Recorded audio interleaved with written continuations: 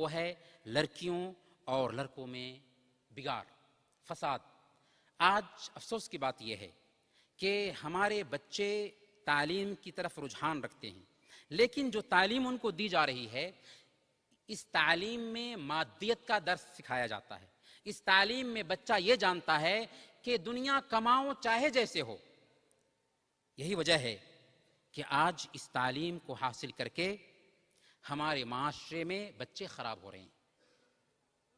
ہماری بچیاں غیر مسلموں سے شادیاں رچا رہی ہیں، ہمارے بچے اسلام کے احکام کے تعلق سے معذرت خواہانہ انداز اپنا رہے ہیں، بلکہ سوشل میڈیا پہ آپ جا کر کے دیکھیں تو کتنے لوگ ہیں جو اسلام پر اعتراض کر رہے ہیں۔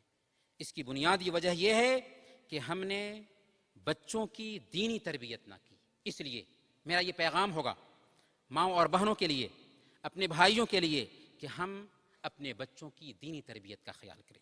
اور دینی تربیت میں سب سے اہم نقطہ یہ آتا ہے کہ گھر میں ایمانی ماحول ہو، قرآن کی تلاوت ہوتی ہو، نماز روزے کی پابندی ہوتی ہو، اسی طرح سے گھر میں ایک لائبریری ہو جس کے اندر دینی کتابیں ہوں، آڈیوز اور ویڈیوز ہوں، اس کو خود ماں باپ دیکھتے ہوں، بچوں کو بھی دکھاتے ہوں۔ اسی طرح سے بچوں کی ایک ایک حرکت پہ ہماری نظر ہو، ہمارے بچے کن لوگوں کے ساتھ میں اٹھتے ہیں، کیا کر رہے ہیں، ان کے بستوں میں کیا ہے، ان کا اٹھنا بیٹھنا کن لوگوں کے ساتھ ہے۔ اگر ہم اس انداز میں بچے کی تربیت کرتے ہیں تو میں سمجھتا ہوں کہ ہمارے معاملات جو آج خراب ہوتے جاتے رہے ہیں معاشرتی زندگی کے تعلق سے، چاہے میاں بیوی کا مسئلہ ہو، بہو اور ساس کا مسئلہ ہو، یا خاندان کا مسئلہ ہو، چاہے جہیز کی لعنت کا مسئلہ ہو یا لڑکیوں کا مسئلہ ہو، یہ جو ساری معاشرتی خرابیاں ہمارے معاشرے میں پیدا ہو رہی ہیں، اگر خلاصہ کرنا چاہے ان ساری خرابیوں کا تو ہم یہ کہہ سکتے ہیں کہ ہم دین کی طرف لوٹ آئیں،